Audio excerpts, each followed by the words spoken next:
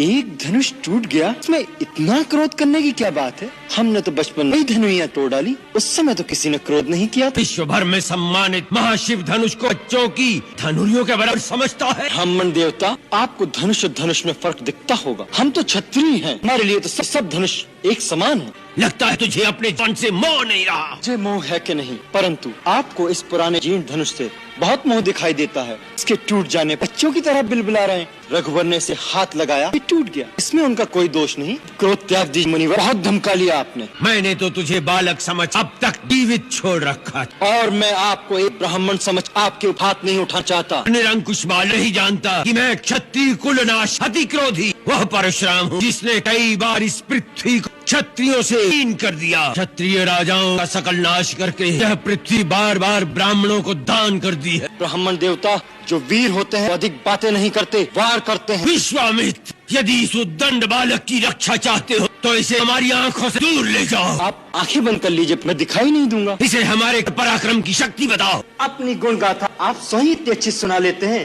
कि दूसरे की आवश्यकता ही नहीं।